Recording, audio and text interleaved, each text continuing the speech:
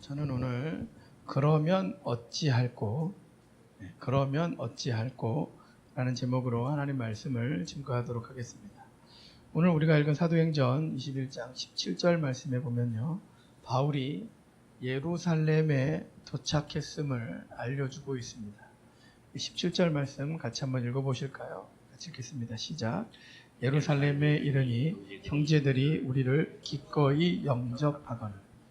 예루살렘에 도착을 했는데 그곳에 있는 형제들이 기쁜 마음으로 영접했다는 것입니다. 바울이 예루살렘에 도착한 이때는 3차 전도 여행을 마치고 돌아온 시점입니다.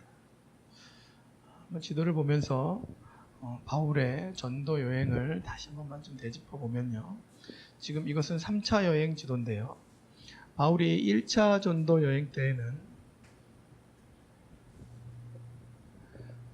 이쪽 지역을 다녔습니다. 이쪽 지역을 다니면서 이 배를 타고 구브르 섬을 지나서 안디옥과 이쪽 지역을 다니면서 1차 전도 여행을 했고요.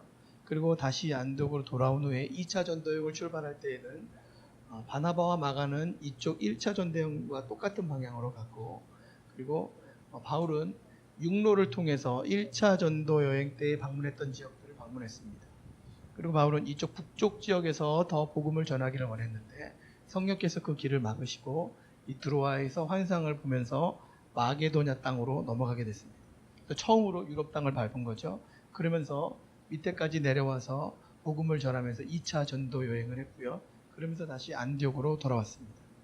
3차 전도 여행은 1차와 2차 때 있었던 지역들을 다 돌아보는 것으로 진행이 됩니다. 그래서 안디옥에서 출발을 해서 이쪽 지역을 돌아서 3차 전도 여행 때 특별한 점은 이 에베소라는 곳에서 약 만 3년 정도 바울이 머무르면서 두란노서원에서 사람들을 가르치게 됩니다. 그래서 그곳에 있는 동안 이제 에베소와 에베소 주위에 있었던 소아시아 7개의 교회들이 잘 성장할 수 있는 기틀이 마련이 됩니다. 그리고 에베소를 떠나서 다시 2차 전도 여행 때 방문했었던 이제 빌립보, 데살로니가, 고린도 이 지역들을 방문하게 되고요. 원래 3차 전도 여행 때의 계획은 이쪽에서 배를 타고 다시 예루살렘이나 원래 계획은 안디옥으로 돌아가는 것이었어요. 그런데 이쪽에 있을 때에 유대인들이, 그러니까 바울을 적대시했었던 유대인들이 바울을 해하기 위해서 이쪽으로 쫓아왔다라는 그런 이야기를 듣게 됩니다. 그래서 여기에서 배를 타지 않고 육로를 통해서 다시 위로 올라가서 이쪽으로 와서 이렇게 배를 타고 가게 되는, 그렇게 해서 다시 예루살렘으로 가게 되는 그런 경로를 바울이 택하게 됩니다. 돌아갈 때에 여기서 배를 타고 이렇게 가는데, 드로아에서 배를 타고 내려가는데요, 이 밀레도라는 곳에 방문했을 때에 바울이 다시 돌아가면서 바로 위에 있는 에베소 교회, 에베소에서 약 3년 동안 머물면서 강론을 하지 않았습니까? 에베소의 장로들을 이 밀레도로 오라고 이렇게 청합니다. 그러면서 이제 자기가 왜 예루살렘을 가려고 하는지, 나는 이제 성령에 매여서 성령의 이끌림을 받아서 예루살렘에 가면 결박을 당하고 고통을 당할지 모르지만 그럼에도 불구하고 내가 그곳에 가겠노라, 이렇게 고백을 하면서 갑니다.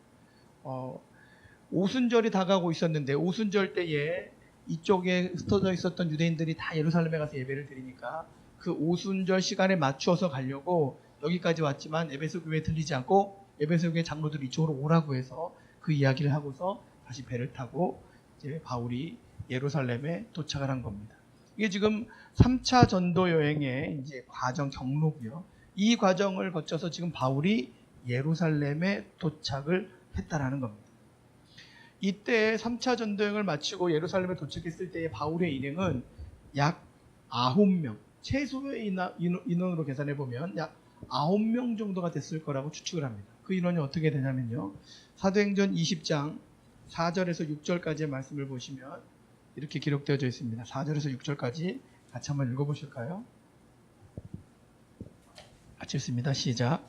아시아까지 함께 가는 자는 베레아 사람 브로의 아들 소바더와 데살로니가 사람 아리스타고와 세군도와 더베 사람 가이오와 및 디모데와 아시아 사람 두기고와 드로비모라. 5절. 그들은 먼저 가서 드로아에서 우리를 기다리더라. 6절. 우리는 무교절 후에 빌립보에서 배로 떠나 닷새만에 드로아에 있는 그들에게 가서 이레를 머무니라. 이게 이제 드로아에서 출발할 때의 정황입니다. 4절에 보면 약간 낯선 사람들도 있지만 디모데 같이 우리에게 익숙한 이름도 있죠. 여기서 기다리고 있었던, 밀레도에서 먼저 기다리고 있었던 사람들이 약 7명이고요. 그리고 6절에 보시면 우리는 이렇게 기록되어 있는데, 이 우리는이 최소 2명이에요.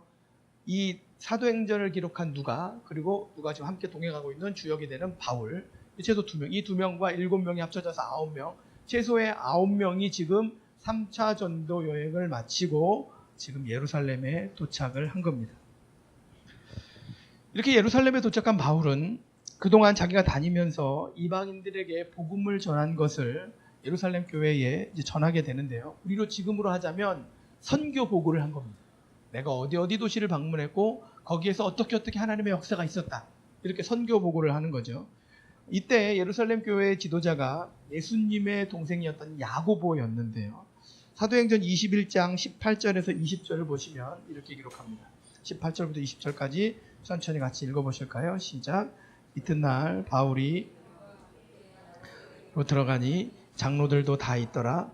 바울이 문안하고 하나님이 자기의 사역으로 말미암아 이방 가운데서 하신 일을 낱낱이 말하니 그들이 듣고 하나님께 영광을 돌리고 바울더러 이르되 형제여 그대도 보는 바에 유대인 중에 믿는 자 수만 명이 있으니 다 율법의 열성을 가진 자라. 18절에 보면 바울이 예루살렘에 도착해서 다음 날 야고보를 만나러 갔는데요.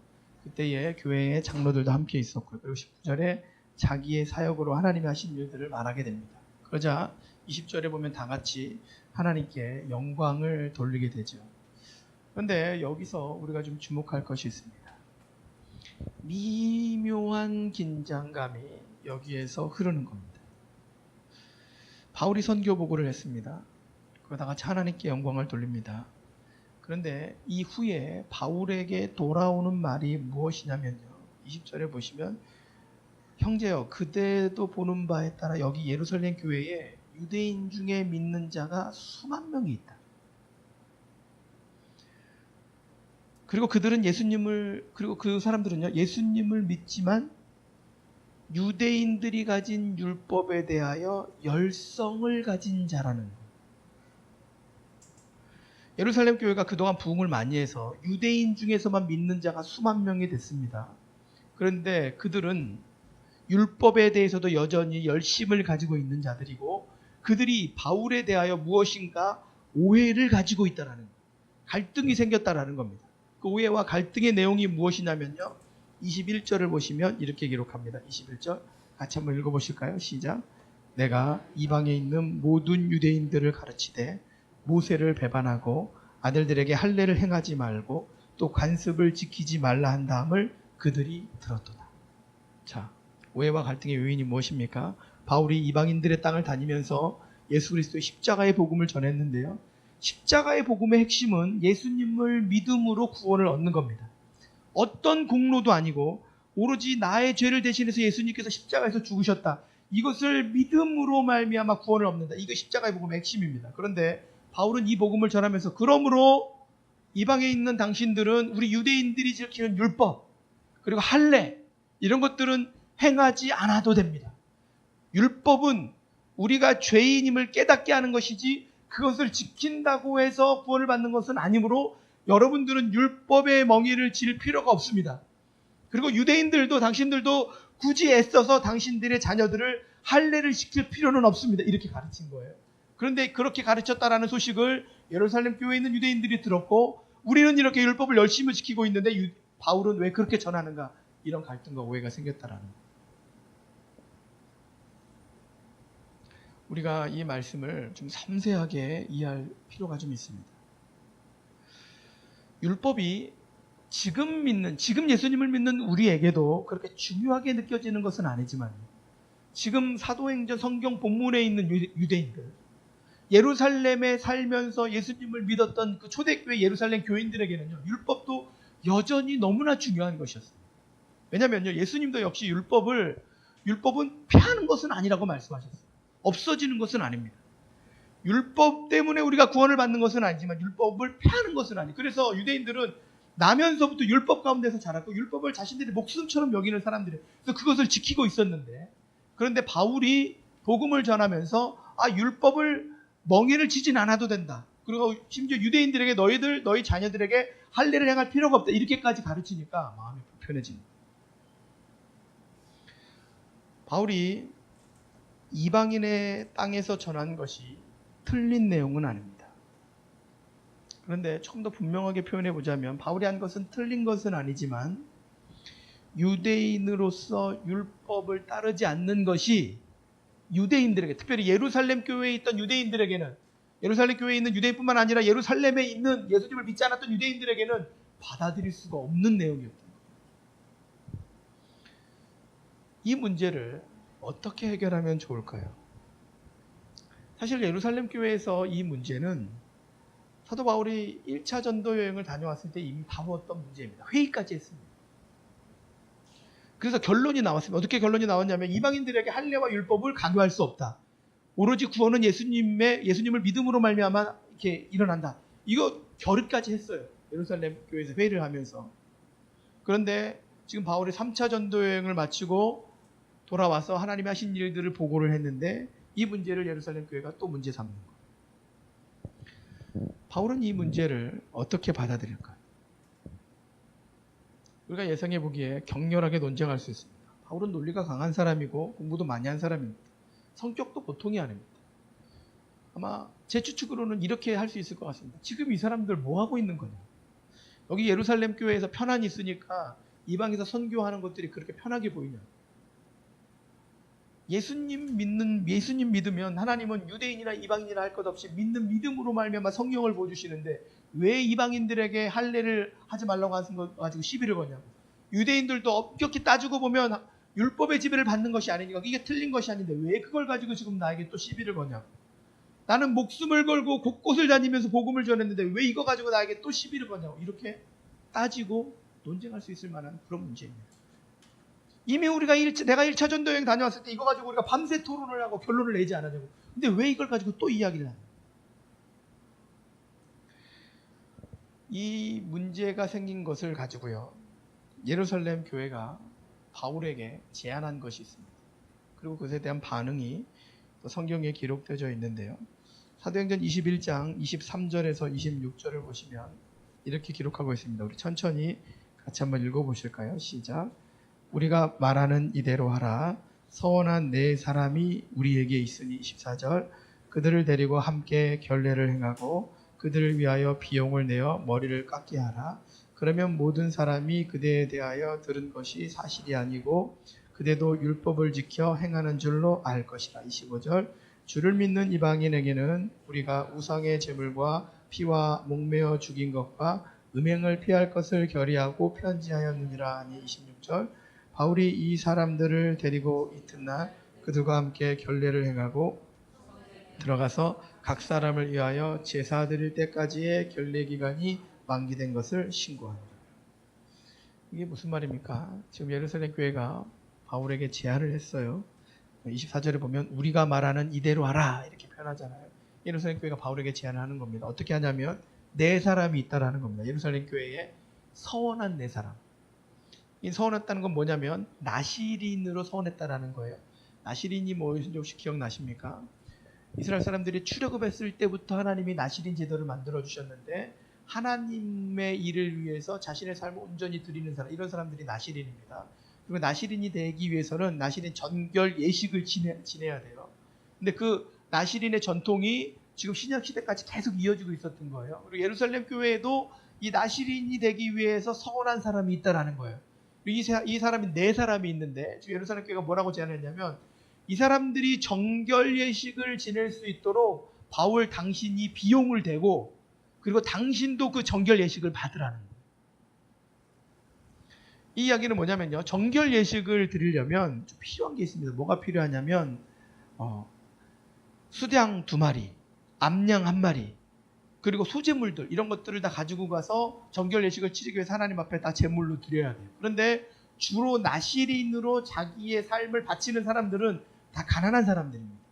그래서 예수님 시대 때는 어떤 전통이 있었냐면 어떤 사람이 나시린으로 내 삶을 하나님 앞에 내어드립니다라고 이렇게 결단을 하면 경제적으로 여유가 있는 경건한 유대인이 그 사람이 나시린이 될 수 있도록 그 사람이 번제물을 드릴 때 필요한 모든 제물들을 다 뒤에서 대신 대주는 거예요. 그러면 그 사람은 나시린이 되기도 하고 또 뒤에서 경제적으로 뒷받침해 준 사람은 저 사람이 나시린으로 살아갈 수 있도록 뒤에서 후원한 사람이다. 이렇게 서로 이렇게 윈윈할 수 있는 관계가 형성이 되는 거죠.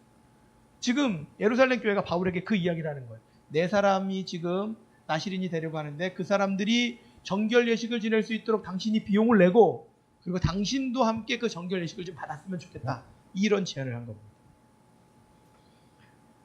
사실 바울이 이걸 할 필요가 없습니다. 유대인이지만 굳이 나시린의 정결 예식을 바울이 할 필요도 없는 거고. 그리고 바울의 입장에서 보면 굳이 바울에게 반감을 가지고 있는 유대인들의 마음을 달래기 위해서 이런 일을 해야 할 이유가 별로 없는 거예요. 그리고요, 또 하나 깊게 좀 생각해 보면 바울은요, 제가 서두에도 말씀을 드렸지만 지금 예루살렘에 올 때에 성령에 매여서 내가 예루살렘에 간다. 에베소 교회 장로들을 불러다 놓고 그렇게 고백을 했잖아요. 그리고 가게 되면 내가 어떻게 결박을 당하고 어떻게 고통을 당하게 될지 이미 하나님께서 환상 가운데 다 보여주셨어요. 그 이야기는 뭐냐면 지금 정결 예식을 하든 안 하든 이거하고는 상관없이 지금 내 길이 어떻게 될 것이다. 바울은 어느 정도 짐작을 하고 있는 거예요. 그러니까 이게 지금 할 필요가 없는 거죠. 바울 입장에서 보면. 그런데 바울은 이 정결 예식을 행합니다. 이 네 사람의 비용을 본인이 다 부담을 해서 정결 예식을 행하고 자기도 정결 예식에 참여를 하고 그리고 그 정결 예식이 끝났다는 것을 예루살렘 성전에 신고까지 합니다. 바울이 왜 정결 예식을 했을까요? 먼저 결론부터 말씀을 드리자면 바울은 복음을 전하는 것에 있어서 어떠한 걸림돌도 있으면 안 된다. 혹 그 걸림돌이 내가 복음을 전한 것이 율법을 지키지 않는 것을 그런 거 말한 것 때문에 걸림돌이 된다면 내가 유대인들을 얻기 위해서라면 율법의 아래도 들어갈 수 있는 자임을 내가 알려주어야 한다. 이런 결심을 합니다. 말씀을 한번 좀 보시면 고린도전서 9장 20절 23절에 보시면 바울이 이런 고백을 합니다. 이 고백은 제가 목회를 하면서 저에게 가장 중요한 저도 표대로 삼고 있는 그런 말씀 중에 하나인데요. 20절부터 23절까지 같이 한번 읽어보실까요? 시작. 유대인들에게 내가 유대인과 같이 된 것은 유대인들을 얻고자 하며 율법 아래에 있는 자들에게는 내가 율법 아래에 있지 아니하나 율법 아래에 있는 자같이 된 것은 율법 아래에 있는 자들을 얻고자 하며 21절 율법 없는 자에게는 내가 하나님께는 율법 없는 자가 아니요 도리어 그리스도의 율법 아래에 있는 자이나 율법 없는 자와 같이 된 것은 율법 없는 자들을 얻고자 함이라. 22절 약한 자들에게 내가 약한 자와 같이 된 것은 약한 자들을 얻고자 하며 내가 여러 사람에게 여러 모습이 된 것은 아무쪼록 몇 사람이라도 구원하고자 함이니 내가 복음을 위하여 모든 것을 행함은 복음에 참여하고자 합니다. 유대인들에게는 유대인들 한 사람이라도 더 구원하기 위해서 내가 유대인들처럼 한다라는 거예요. 내가 율법 아래 얽매여 있는 사람 아니지만 율법 아래 얽매여 있는 사람들을 구원하기 위해서 내가 율법 아래에 들어갈 수도 있다라는 거예요. 율법이 없는 자에게는 율법 없는 자처럼 할 수 있다라는 거예요. 부유한 자에게는 부유한 자처럼, 가난한 자에게는 가난한 자처럼 나는 여러 사람에게 여러 모양이 되어서 내가 살아가는 모습이 그 누구에게도 복음을 전하는 거에 걸림돌이 되지 않도록 그렇게 내가 나아가겠다는 거예요. 그래서 지금 예루살렘 교회에 왔는데 당신이 그렇게 전한 것 때문에 유대인들이 좀 힘들어요. 아 그래요? 그러면 제가 정결 예식을 하면서 그들이 복음을 듣는 데에 걸림돌이 되지 않도록 하겠어요. 그렇게 하면서 정결 예식의 비용을 대면서 바울이 정결 예식을 받은 한 명이라도 더 유대인을 구원하기 위해서. 바울의 놀라운 연단되어진 성품과 지혜를 우리가 발견할 수 있어야 합니다. 원래부터 바울이 이렇게 연단되어지고 지혜가 있었던 이런 성품은 아니었습니다. 부딪혀서 싸우는 사람이었죠.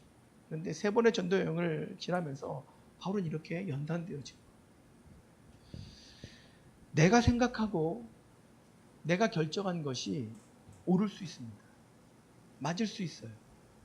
그런데 내가 맞고 그 옳은 것을 주장하면 그것이 반드시 사람의 마음의 문을 열고 그 사람들이 그 이야기를 듣고 동의합니까? 그렇지 않다라는 것을 꼭 기억하셔야 합니다. 내가 맞는 것을 주장하지만 오히려 그 맞는 것을 주장하는 것 때문에 맞는 것을 알면서도 사람들은 반발심을 가질 수 있어요. 꼭 기억하시기 바랍니다. 이런 일은 우리의 삶의 현장에서도 충분히 일어날 수 있는 일입니다. 내가 옳은 말을 하고 옳은 주장을 한다고 해서 사람들이 다 그것을 마음으로 동조해주고 따라와 주는 것이 아닙니다. 맞는 것 알면서도 마음이 상하면 같이 안 합니다. 맞는 줄 알면서도 안 해요. 제가 교육 전도사 시절에 말씀을 준비하면서 생각이 났는데 제 기억이 맞다면 아마 2000년인 것 같습니다. 2000년. 제가 서울에서 교육 전도사를 2년 정도 하다가 이제 성남으로 왔는데요. 그때가 교회에서 예배를 드릴 때에 지금처럼 이런 화면을 만들고 그리고 화면에 찬양 가사나 이런 것들을 띄워서 하는 것이 보편화되기 전입니다. 안 하는 교회가 훨씬 많았다. 시작한 교회가 몇 개 안 되었던 그런 때입니다. 근데 제가 중등부를 맡아서 이제 교회에 왔는데요. 근데 이 화면을 너무 만들고 싶은 거예요. 그러면 이제 중등부 학생들이 여기에 너무 집중을 잘할 것 같은 생각이 드는 거예요. 그래서 제가 프로젝트를 구입을 하고 그리고 노트북을 준비를 하고 그리고 제 이제 후배를 불러서 선생님이죠. 이제 선생님이지만 제 후배이기도 했는데 후배를 불러서 그때는 좀 생소했는데 파워포인트를 만들려고 하고 그리고 예배 준비를 다 했습니다. 그리고 그걸 이제 예배에 처음으로 이제 시전을 딱 하는 거죠. 하려고 하는데 그런데 그거를 저는 이제 교육 전도사였는데 당시 교육 목사님이 교육부를 전체를 총괄하고 있었던 교육 목사님이 그거를 못하게 막았습니다. 하지 말라는 겁니다. 예배 때에 그렇게 화면 띄고 그렇게 하는 거 옳지 않다라는 거. 제가 생각하기에는 안 할 이유가 없는데 아이들이 너무너무 다 집중할 거고 그리고 가사를 화면으로 보면 너무 편리하고 너무 좋은데 왜 이걸 하지 말라고 하는 거예요? 제가 이걸 해야 했을까요? 안 해야 했을까요? 질문을 바꿔서 제가 이걸 했을까요? 안 했을까요?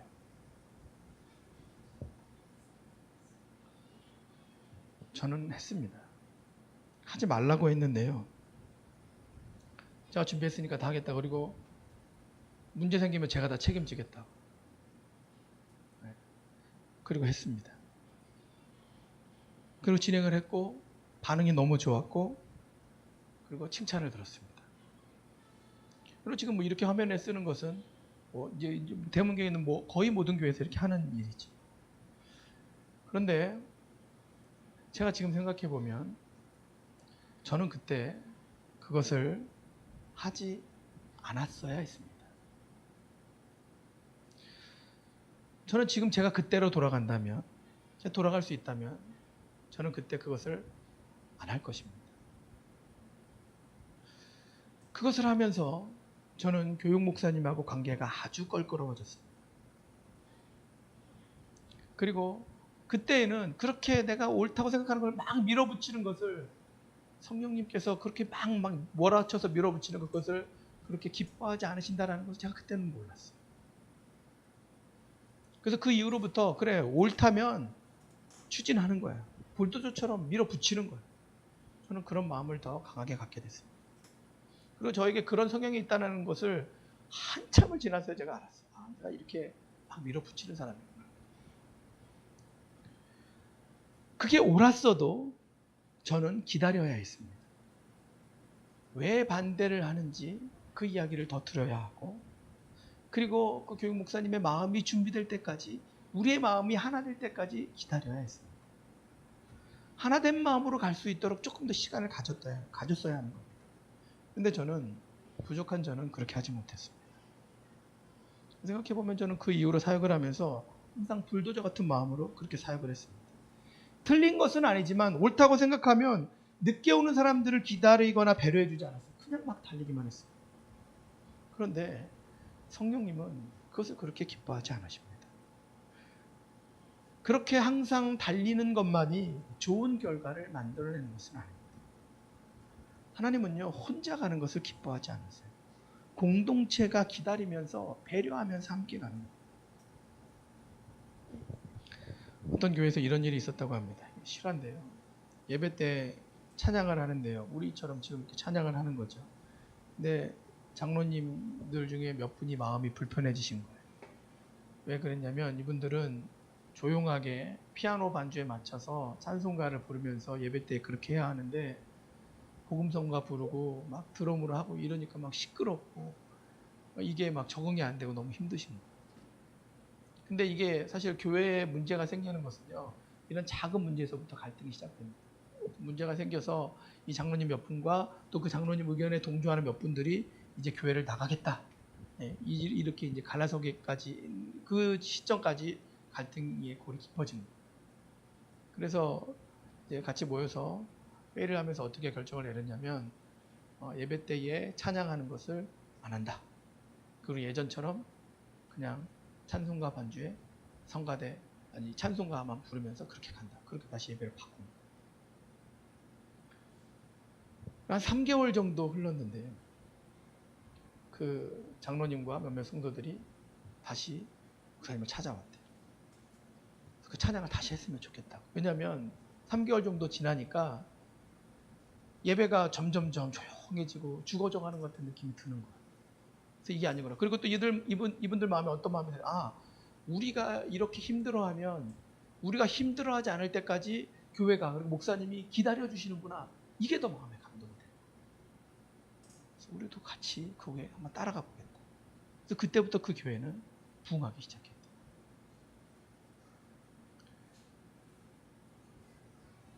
사실 이런 과정을 지나는 것이 쉽지 않습니다. 어렵습니다. 이 과정이 어려운 것을 저는 우리 포도나무 교회에서 언제 제일 먼저 느꼈냐면요. 우리가 이제 과거의 이야기지만 우리가 처음으로 리트릿 갈 때에 저는 이제서야 제가 처음으로 고백하지만 너무 힘들었습니다. 뭐 때문에 힘들었냐면요. 리트릿 가고 리트릿 일정 진행하고 이런 것들이 힘든 건 아무것도 없었습니다. 감사하고 기뻤죠. 뭐가 힘들었냐면요. 리트릿 가기 전에 우리가 이 재정을 어떻게 할 것인가. 하나님이 저에게 도전을 주셨어요. 금액을 정하지 말고 감동만큼만 이렇게 헌금하면서 갔으면 좋겠다. 제가 봤을 때는 제가 분명히 하나님의 음성을 들어서 이렇게 갔으면 좋겠는데 근데 그때의 의견이 다른 건데 이 의견이 다른 것이 있는 것을 어떻게 할 것인가. 이것을 기다리는 게 저도 그 기다리는 게 훈련이 잘 안 돼 있으니까 너무너무 힘들어요. 그 기다림. 하나님이 우리들의 마음을 하나 되게까지 기다리는. 그리고 다녀와서 한참 후에 하나님께서 저에게 그런 음성을 주셨어요. 내가 가장 이 리트릿을 통해서 원했던 것은 이 포도나무 교회가 재정이든 무엇이든 모든 것에 대해 하나님께 주권을 맡기고 하나님이 일하실 것을 바라보면서 갈 수 있는가. 나는 그것에 대해서 훈련하기로 합니다.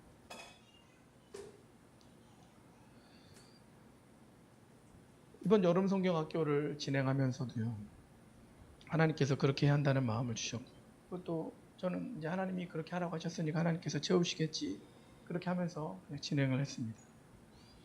근데 이번에 여름 성경학교 지나면서 이제 대략적으로 여름 성경학교에 관련된 결산을 제가 해보았는데 저희 교회에서 성도님들이 여름 성경학교에 헌금하신 것 그리고 분당 지방에서 여름 행사를 위해서 지원해 준 금액 그리고 또 함께하는 다른 교회에서 또 후원한 것들 그리고 또 개인이 또 후원한 것들 이렇게 합쳐서요. 딱 우리가 예산 세웠던 것만큼 하나님이 그대로 채워주셨어요. 깜짝 놀랐습니다. 깜짝 놀랐어요. 그러면서 제가 하나님 앞에 그런 고백을 또 하게 됩니다. 우리가 우리 생각대로만 안 하고 하나님의 음성을 듣고 하나님의 인도하신 대로만 가면 하나님이 이렇게 일하시는 겁니다. 하나님이 우리가 그것에 대해서 훈련하기를 원하시는 거예요. 하나님의 음성을 듣는 것은요. 하나님의 음성을 듣고 순종하는 것은요. 곰곰이 생각해 보면 지식적인 측면과 지혜의 측면이 있습니다. 꼭 기억해 하셨으면 좋겠어요. 지식적인 측면과 지혜의 측면이 있습니다. 하나님의 음성을 듣는 것은 하나님이 이렇게 하기를 원하시는구나. 먼저 지식적으로 아는 거예요. 근데 아는데 내가 이것에 대해서 어떻게 반응할 것인가? 반응은 지혜의 측면. 그러니까 듣는다고 해서 다 지혜롭게 반응하면서 순종하고 결단하는 것은 아니라는 거예요.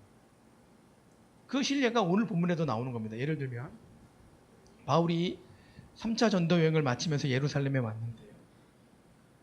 이미 제가 아까 설명드린 것처럼 밀레도에서 에베소 교회의 장로들을 그 밀레도로 다 불러다 놓고 이야기하잖아요. 나는 성령에 매여서 이제 예루살렘에 간다. 거기에 가면 어떤 일이 일어날지 모르지만 나는 내 목숨을 내어놓고 하나님의 일을 위해서 이렇게 헌신하겠다. 하나님의 분명한 음성을 듣고 바울은 지금 가는 겁니다. 그런데 그 가는 과정 중에 어떤 일이 있냐면 사도행전 20장 22절 24절에 보시면 같이 한번 읽어보실까요? 20장 22절에서 24절까지 같이 읽겠습니다. 시작. 보라, 이제 나는 성령에 매여 예루살렘으로 가는데 거기서 무슨 일을 당하는지 알지 못하노라.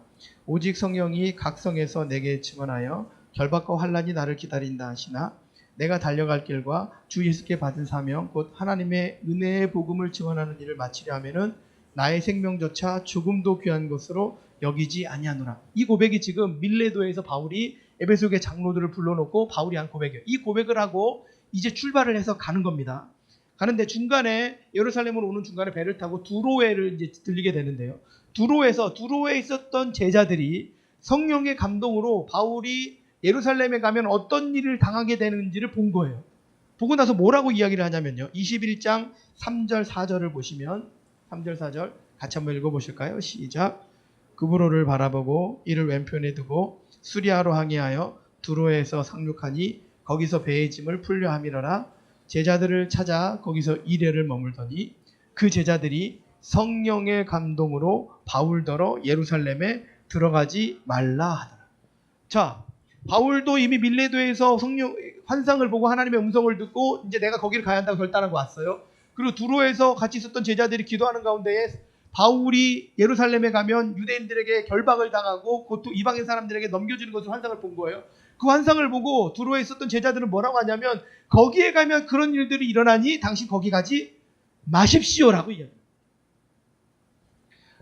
바울이 예루살렘에 가서 결박을 당하고 이방인들의 손에 넘겨지는 똑같은 환상을 보기는 봤어요. 그런데 두로에 있는 제자들은 지금 뭐라고 합니까? 가지 말라고 이야기해요. 이런 일이 또 있어요. 사도행전 21장 8절에서 12절을 보시면 이제 또 두로에서 떠나서 배를 타고 또 가는데요. 8절에서 12절을 보시면 같이 읽어보실까요? 시작. 이튿날 떠나 가이사랴에 이르러 7 집사 중 하나인 전도자 빌립의 집에 들어가서 머무느니라. 그에게 딸 넷이 있으니 처녀로 예언하는 자라. 여러 날 머물러 있으니 아가보라 하는 한 선지자가 유대로부터 내려와 우리에게 와서 바울의 띠를 가져다가 자기 수족을 잡아매고 말하기를 성령이 말씀하시되 예루살렘에서 유대인들이 이같이 이 띠 임자를 결박하여 이방인의 손에 넘겨주리라 하거늘. 12절. 우리가 그 말을 듣고 그곳 사람들과 더불어 바울에게 예루살렘으로 올라가지 말라 권하니. 가이사랴에 초대교회 집사였던 빌립 생각나십니까? 이 가이사랴에 또 고넬료 백부장도 있었잖아요. 바울이 지금 예루살렘 가는 길에 가이사랴에 갔는데 거기 있는 동안에 아가보라는 이 선지자가 와서 환상을 본 거예요. 그 환상의 내용이 뭐냐면 바울이 결박돼서 이방인들에게 넘겨주는 이 환상을 본 거죠. 그걸 보고 이야기를 하니까 그 이야기를 듣는 사람들이 다 뭐라고 합니까? 가지 마라. 가지 마라. 그런데 그 가지 말라는 것에 대한 바울의 답변이 무엇입니까? 13절을 보시면 13절 같이 읽어보실까요? 시작. 바울이 대답하되 여러분이 어찌하여 울어 내 마음을 상하게 하느냐. 나는 주 예수의 이름을 위하여 결박당할 뿐 아니라 예루살렘에서 죽을 것도 각오하였노라. 바울은 간다는 거예요. 하나님의 음성을 들었잖아요. 그러니까 바울의 입장에서 보면 이런 겁니다.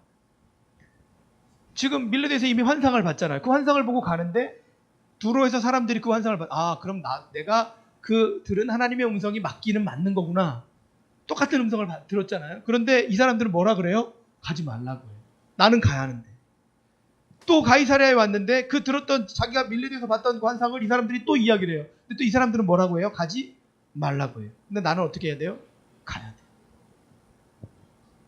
똑같은 하나님의 음성을 듣지만 그것에 대한 반응은 다른 거예요. 지식적으로 하나님의 음성을 듣고 아는 것과 지혜롭게 그 하나님의 음성을 듣고 순종하고 결단하는 것, 이건 다른 별개의 문제라는 거예요. 바울은 복음을 전하기 위한 하나님의 플랜을 받습니다. 물론 예루살렘에 가면 고난이 있어요. 하나님이 우리에게 음성을 주실 때 항상 꽃길만, 아름다운 길만, 좋은 길만 말씀하시는 거 절대 아닙니다. 왜 우리가 하나님의 음성을 듣고 분별하기가 어려워집니까? 하나님의 음성은 나에게 좋은 것만 주실 거야. 꽃길만 걸을 거야. 복된 길만 주실 거야. 이 전제를 깔고 있으니까 하나님이 나에게 어려운 길을 주시면 그걸 안 가려고 하는 거예요. 내가 하고 싶은 것만 하려고 하는 거예요. 그 마음이 나의 마음 가운데 딱 자리 잡고 있으면요, 하나님의 음성을 주셔도 결단을 못 하는 거예요. 지금 바울과 두로와 가이사랴에서 하나님의 음성을 들었던 사람들의 차이가 바로 이건 거예요. 바울은 하나님이 말씀하신 게 분명하다면, 그렇다면 내가 거기에 가서 비록 결박을 당하고 고통을 당하더라도 하나님이 말씀하셨으니까 가야 하는 거예요. 우리 제자들은 거기에 가면 고통이 있고 힘든 일이 있으니까 가지 말라는 거예요. 우리가 하나님의 음성을 듣고 이렇게 취사 선택을 해서는 안 돼요.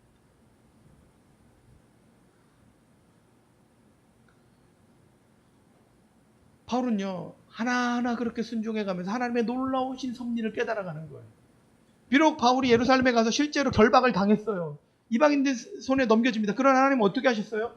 로마 군인들의 가장 안전한 호의를 받으면서 어디까지 가게 하십니까? 로마까지 가게 하셨어요.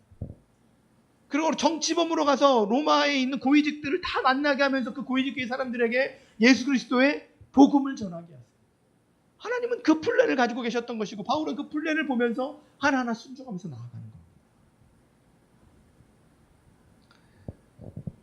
예수원의 대천덕 신부님께서 지혜의 은사에 대해서 말씀하시는, 이야기하는 것을 제가 책으로 읽은 적이 있는데요. 이분이 이렇게 설명을 합니다. 제가 그게 참 맞는 말이라고 공감을 하는데요. 지혜의 은사는 성령의 다른 은사하고는 조금 다르게 사랑이 있어야만 가능하다. 저는 그게 맞는 것 같습니다. 정확한 해석이라고 생각합니다. 지식의 은사와 지혜의 은사의 차이는요, 다른 사람을 사랑하는 마음, 배려하는 마음, 이게 있어야 된다. 어떤 사실을 아는 것만으로는 지혜로운 판단이 되어지지 않아요. 그런데 어떤 사실을 알고 어떤 사람을 너무너무 사랑하면요, 그 사람을 너무너무 배려하고 싶으면요, 그거에 맞춰서 지혜로운 판단과 결정을 하게 됩니다. 누가 옳으냐, 누가 의견이 마르냐, 이거 주장하기 시작하면요, 교회에서도 싸움이 납니다. 그런데 지식의 은사에 사랑의 은사가 더해지면 하나가 됩니다. 지식적으로는 잘 알아요. 내가 아는데 이거 이렇게 하면 딱 맞아요. 이렇게 이야기하면요, 그거 알매도 불구하고 안 하고 싶어진다니까요. 또 올바른 말을 하지만 마음의 문이 닫히면서 올바른 걸 알지만 안 하려고 해요. 그게 사람의 마음입니다.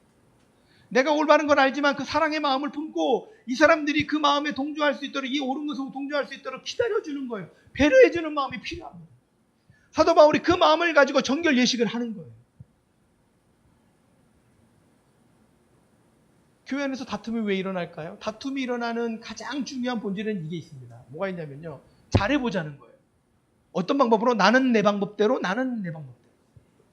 결국은 다 잘해보자는 건데, 내 방법대로 하자, 잘해보자는 것 때문에 싸움이 나고 다툼이 일어나요. 제가 왜 이 말씀을 이렇게 미리 드리냐면, 우리 가운데에도 이런 일들이 일어날 수 있는 가능성이 있기 때문에. 왜 그러냐면, 우리는 이제 하나님이 부어주시는 일들을 해야 하는 교회이기 때문에 그래요. 하나님은 무엇인가 원하시는 일이 있으셔서 이 포도나무 교회를 세우셨고, 우리를 통해서 뭔가 일들을 이루어 가실 거예요. 근데 이루어 가실 때에 이제 우리 가운데 그런 일들이 일어나요. 예배당을 옮긴다? 저는 이게 좋아요. 저는 이게 좋아요. 자기 의견들이 막 갈라질 겁니다. 이럴 때에 우리가 어떻게 갈 것인가? 어떻게 지식의 은사를 알고 지혜의 은사를 가지고 사랑의 마음으로 품어 안으면서 갈 것인가? 이게 우리 과제인 거예요. 이제부터는 우리에게 이런 과제가 주어집니다. 제가 청년부 사역을 할 때요, 청년부에 오라고 그렇게 권면을 했었던 한 형제가 있었는데요, 온갖 이유를 대면서 안 옵니다. 자기 뭐 학교에 가야 되고, 뭐 아르바이트 해야 되고, 뭐 온갖 이유를 대면서 안 오는 거예요. 그런데 어떤 날인가부터 보니까 이 청년이 예배에도 참석을 하고요. 성경 공부에도 들어오고 단기 선교도 가고 또 교회 가서 봉사도 하고 합니다. 완전히 딴 사람이 됐어요. 이제 어떤 은혜를 받았나 궁금했거든요. 나중에 원인을 알았습니다. 원인이 뭐였을까요? 좋아하는 자매가 생겼습니다. 그 자매가 있는 곳에 항상 있는 거. 자매가 예배 참석하니까 예배 참석하고, 자매가 성경 공부하니까 성경 공부하고, 단기 선교 가니까 단기 선교 따라가고. 살아가면 이렇게 되는 겁니다. 견디지 못할 일이 없고 기쁘지 않을 일이 없습니다. 우리가 예수님을 사랑하면 그 사랑하는 것 때문에, 우리가 우리 공동체를 사랑하면 그 사랑하는 것 때문에 내 주장을 잠시 접을 수 있고 내 소실을 접을 수 있습니다. 가정에서도 그렇습니다. 제가 어떤 세미나에서 강사님이 이야기하는 이야기를 들었거든요. 아내분들은 다른 남편을 칭찬하는 것을 조심스럽게 해야 합니다. 어떤 모임에 갔는데 아무개는 공부도 못하고 별 볼 일 없는 애였는데 남편 잘 만나서 좋은 옷에 좋은 보석에 얼마나 뻐기는지 내가 눈꼴이 씌었다. 그럼 남편은 속으로 뭐라고 할까요?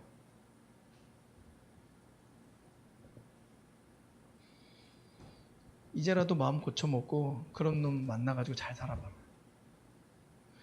그런데 네 나이에는 아마 안 될 거다. 제가 좀 직설적으로 표현하긴 했지만 상대방의 마음은 이렇게 됩니다. 또 다른 집에 부부가 초대받아서 갔는데 남편분들은 그 집 요리가 굉장히 맛있다, 이런 칭찬 너무 심하게 하면 안 됩니다. 조심스럽게 해야 합니다. 그러면 아내는 속으로 이렇게 이야기합니다. 그럼 이 집 남편 수입이 얼마인 줄 아냐고. 나한테 돈만 그렇게 벌어다 줘보라고. 나도 이렇게 다 할 수 있지. 말은 하진 않지만 속으로 다 그렇게 생각한다. 여러분, 사실이 다 지혜는 아닙니다. 내가 사실대로 이야기했는데 뭐가 문제야? 문제입니다. 사실대로 이야기한다고 해서 그게 다 지혜로운 건 아니에요. 그게 문제입니다. 내가 이렇게 말하면 상대방은 어떻게 생각할까? 내 배우자는 어떤 마음이 들까? 여기까지 읽고서 이야기할 수 있는 것, 이게 바로 지혜예요. 내가 이렇게 하면 이게 아무리 옳은 거라도 이렇게 했을 때 상대방의 마음은 어떨까? 여기까지 염두하고 무엇인가 결정하고 할 수 있는 것, 이게 바로 지혜의 결정이에요. 단지 안다고 해서 결정하는 것이 아니라 상대방은 어떻게 생각할지를 배려하면서 가는 것, 이게 지혜의 결정.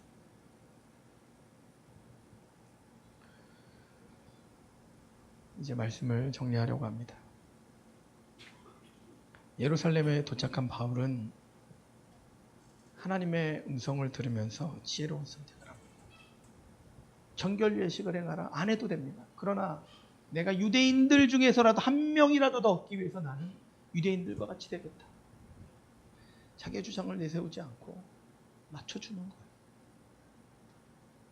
한 사람이라도 더 얻기 위해서 내가 걸림돌이 되지 않겠다, 이 고백을 하는 겁니다. 비록 내가 예루살렘에 가면 힘들고 어려운 일이 나에게 있을지 몰라도 하나님이 인도하시는 것이니까 결정하면서 나아가는 겁니다. 결단하면서 나가는 겁니다.